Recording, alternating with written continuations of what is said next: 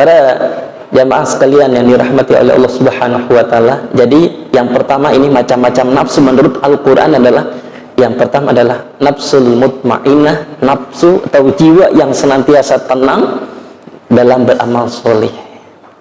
Ini yang pertama. Kemudian yang keduanya adalah nafsul lawamah.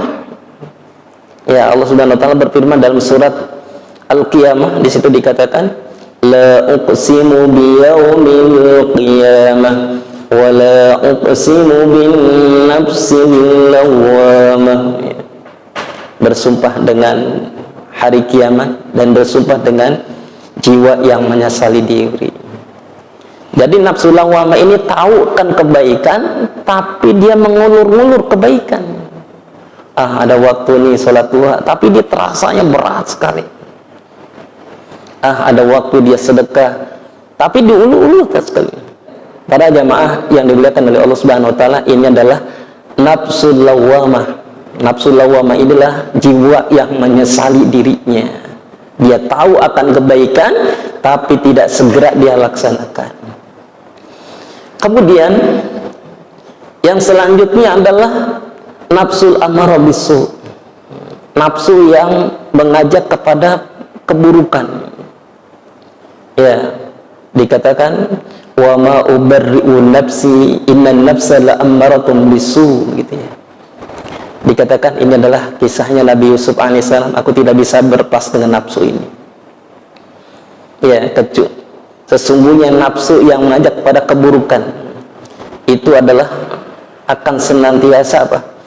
Ya, akan membuat orang tersebut menderita, begitu ya. Kecuali nafsu yang mendapatkan dari Rabbku. Inna Rabbi Ghafurur Rahim, sesungguhnya Rabbku itu adalah Maha Pengampun lagi Maha Penyayang. Sebelum nonton vlog ini, jangan lupa untuk like, comment, dan subscribe. Kembalilah kepada Rabbmu, ya, mendapat keriduan darinya. Fadkhuli fi ibadi, maka masuklah dalam golongan hamba-hambaku. Wadkhuli jannati, dan masuklah ke dalam surgaku. Jadi nafsu mutmainnah pengennya berbuat baik terus, beramal soleh. Dia sempatkan kalau pagi sholat duha, kalau malam sholat tahajud, gitu ya. Dia terasa tenang. Ya, ini demikian. Para jamaah sekalian yang dirahmati oleh Allah Subhanahu wa taala, jadi yang pertama ini macam-macam nafsu menurut Al-Qur'an adalah yang pertama adalah nafsul mutmainnah, nafsu atau jiwa yang senantiasa tenang dalam beramal soleh. Ini yang pertama. Kemudian yang keduanya adalah nafsul lawamah. Ya, Allah Subhanahu wa taala berfirman dalam surat Al-Qiyamah, di situ dikatakan la uqsimu biyaumil qiyamah wa la uqsimu bin nafsil lawamah. Bersumpah dengan hari kiamat dan bersumpah dengan jiwa yang menyesali diri. Jadi nafsu lawamah ini tahu kan kebaikan, tapi dia mengulur-ulur kebaikan. Ada waktu nih sholat duha, tapi dia terasanya berat sekali. Ada waktu dia sedekah, tapi diulur-ulur sekali. Ya, sama ada kisah dari sahabat Rasulullah Sallallahu Alaihi Wasallam, dia ngelur-ulur ketika perang.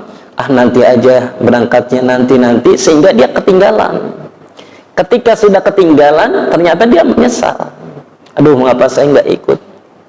Sehingga beliau ditegur oleh Rasul, ditegur oleh Allah dan Rasulnya. Sehingga sahabat ini, ya, Ka'ab bin Malik ini diasingkan. Bahkan Rasulullah SAW mengatakan, jangan kalian berbicara dengan Ka'ab bin Malik. Sampai demikian, subhanallah. Ya, sampai 50 hari. Lihat, orang-orang yang terdekat nggak boleh bicara dengan Ka'ab. Kenapa? Ka'ab mengikuti hawa nafsu lawamah ini. Jadi lawamah ini adalah nafsu yang membuat orang itu menyesal. Para jamaah yang dimuliakan oleh Allah Subhanahu wa taala, ya, jadi nafsu lawamah ini tahu akan kebaikan, ya, tapi kebaikan itu tidak diresponnya, tidak segera dia laksanakan, maka yang ada menyesal. Ya, dia bangun seumpama jam 3:30 4 atau jam 3 bangun. Tapi dia tidak mau melaksanakan tadi qiyamul lail. Dia sibuk main HP-nya dan lain sebagainya, sibuk dengan bengongnya gitu ya. Barulah ketika azan subuh berkumandang dia tersadarkan diri, aduh mengapa saya ini nggak melaksanakan sholat tahajud begitu ya. Ini nafsu lawamah. Ya, ada orang nanti saya mah sedekahnya di nanti gitu ya. Ya, padahal ketika kita nggak tahu. Ya, ketika Allah Subhanahu wa taala memberikan kesempatan buat kita, segeralah laksanakan, jangan sampai kita tunda-tunda. Karena kalau kita tunda-tunda, belum tentu kita ada jaminan buat kita sekalian. Ya, ada orang ada kesempatan berangkat haji ditunda-tunda, saya bisnis aja dulu. Uang buat hajinya itu tidak dimaksimalkan untuk daftar haji. Akhirnya apa ternyata? Bisnisnya gagal dan dia tidak bisa berangkat haji karena duitnya habis, keburu habis. Ya, para jamaah yang dimuliakan oleh Allah Subhanahu wa taala, ini adalah nafsul lawamah. Nafsul lawamah inilah jiwa yang menyesali dirinya. Dia tahu akan kebaikan tapi tidak segera dia laksanakan. Kemudian yang selanjutnya adalah nafsul ammarah bisu. Nafsu yang mengajak kepada keburukan. Ya, dikatakan wa ma ubarri'u nafsi innan nafsa la'ammaratun bisu gitu ya. Dikatakan ini adalah kisahnya Nabi Yusuf alaihissalam, aku tidak bisa berpas dengan nafsu ini. Ya, sesungguhnya nafsu yang mengajak kepada keburukan itu adalah akan senantiasa ya, akan membuat orang tersebut menderita begitu ya, kecuali nafsu yang mendapatkan dari Rabbku. Inna Rabbi ghafurur rahim, sesungguhnya Rabbku itu adalah maha pengampun lagi maha penyayang. Kita lihat subhanallah, Nabi Yusuf alaihissalam ketika digoda oleh tuannya, ada yang mengatakan ini adalah siapa namanya itu? Siti Julaiha, ya, ada yang mengatakan itu subhanallah. Ketika beliau sudah dewasa dengan ibu angkatnya yang masih muda ini cantik jelita, subhanallah. Ya, ibunda angkatnya ini melihat ketampanan Nabi Yusuf ini luar biasa. Maka pintu-pintu tersebut semua ini tutup. Ya, dikatakan kemarilah wahai Yusuf, kemarilah wahai Yusuf, subhanallah. Ya, ketika itu dikatakan bahwa Siti Julaiha menginginkan Nabi Yusuf juga menginginkan. Andaikan Nabi Yusuf tidak mendapatkan petunjuk dari Allah Subhanahu wa taala, mungkin yang terjadi adalah tadi sesuatu perbuatan yang tercela. Tapi kemudian Allah Subhanahu wa taala memberikan petunjuk kepada Nabi Yusuf alaihissalam, daripada dia berzina lebih baik lari. Ya.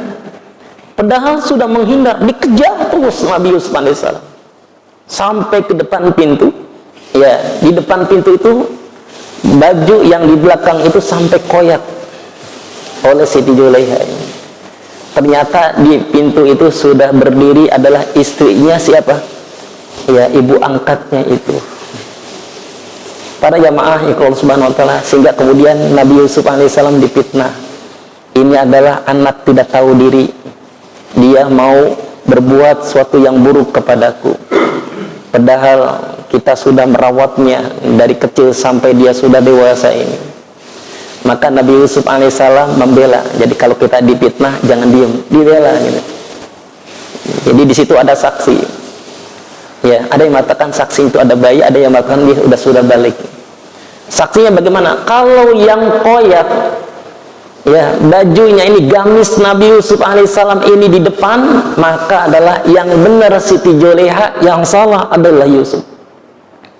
Tapi kalau yang koyak adalah belakangnya, baju belakangnya Nabi Yusuf, maka yang benar Yusuf, yang salah adalah Siti Julaiha.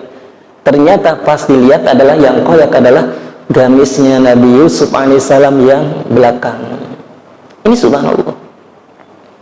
Ya, ketika dorongan nafsu itu luar biasa. Ya, nafsu untuk berzina dan lain sebagainya, naudzubillah min dzalik. Ya, maka oleh karena itu para jamaah sekalian yang dirahmati oleh Allah Subhanahu wa taala, ketika ada suatu pikiran yang jahat, nafsu-nafsu ini, beristi'adzahlah kepada Allah Subhanahu wa taala. Ya, minta perlindungan kepada Allah Subhanahu wa taala. Kan dikisahkan, ada cerita nyata ya. Ada dua orang pemuda, beliau mempunyai adik, pernah saya ceritakan juga. Punya adik perempuan cantik jelita. Si dua kakaknya ini bingung mau dititipin kemana nih adiknya ini.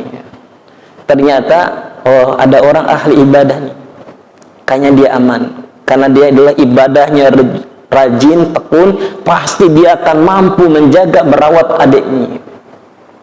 Ya, karena dia mau berjihad, mau berjuang begitu. Ketika berjuang dengan lama gitu, bahkan ada yang mengatakan 1 atau 2 tahunnya meninggalkan adiknya. Maka saat-saat itulah setan datang kepadanya. Ya, tadinya pakai hijab, cobalah lihat, pandang wajahnya. Akhirnya dipandang wajahnya. Ternyata nggak cukup dipandang, dipeganglah gitu ya, pegang-pegang dan lain sebagainya. Sampai ahli ibadah ini apalah berzina. Naudzubillah min dzalik, subhanallah. Ini yang ahli ibadah. Bagaimana yang tidak ahli ibadah? Dorongan-dorong ketika berdua-duaan, maka dikatakan di situ, jangan kalian berdua-duaan gitu. Karena yang tiga adalah syaitan, begitu ya. Itulah biasa. Ya, jadi tidak sampai demikian, tidak sampai itu saja. Ketika kemudian hamil, takut dengan ketahuan dengan kakak-kakaknya, maka si anaknya ini hasil zina ini dibunuh. Dibunuh, kemudian ternyata ibunya juga, adiknya ini dibunuh. Dikubur dekat mimbar sholatnya. Ya, naudzubillah min dzalik. Kemudian setelah itu datanglah kakak-kakak yang menanyakan, mana adikku gitu. Maka kata si ahli ibadah ini mengatakan, adikmu sakit dan sudah meninggal dunia. Ya, adikmu sakit. Awalnya percaya, ternyata setan menginfokan kepada kakak-kakaknya, wahai pulan-pulan, adikmu itu tidak sakit. Adikmu itu adalah mati karena dibunuh oleh ahli ibadah tersebut. Naudzubillah min dzalik. Ya, akhirnya dihukum gantung tuh ahli ibadahnya. Ketika dihukum gantung, setan datang, mau nggak aku tolong kamu? Tundukkan wajahmu kepadaku. Ketika ditundukkan, maka terjerat. Ternyata si ahli ibadah ini, dia tunduk kepada setan, dia meninggal dalam kondisi su'ul khotibah. Naudzubillah min dzalik. Para jamaah yang dimuliakan Allah Subhanahu wa taala, maka oleh karena itu kita senantiasa berlindung dari nafsu lawamah dan nafsu ammarah bisu, nafsu yang memerintahkan kepada keburukan.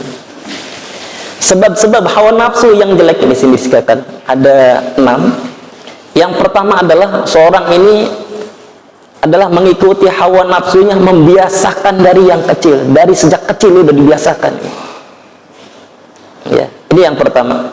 Kemudian yang kedua, duduk-duduk dengan apa? Penggiat hawa nafsu.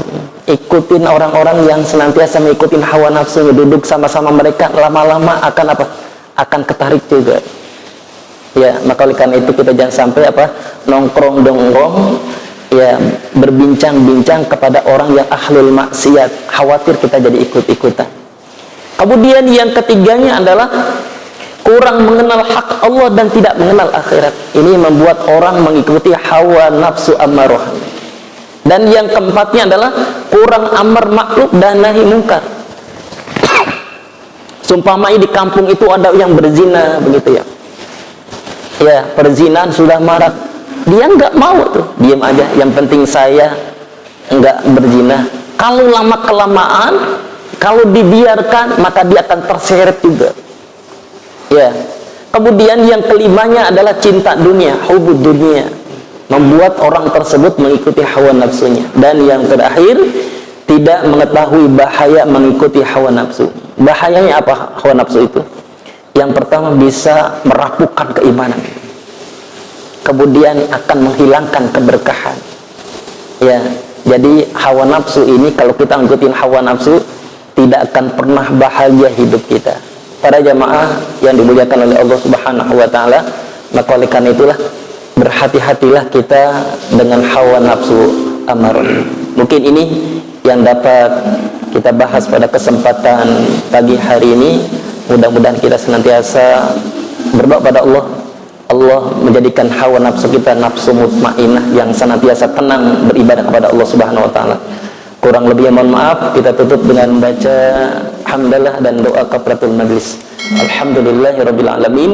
Subhanakallah bihamdik asyhadu an la ilaha illa anta astaghfiruka wa atubu ilaik. Assalamualaikum warahmatullahi wabarakatuh.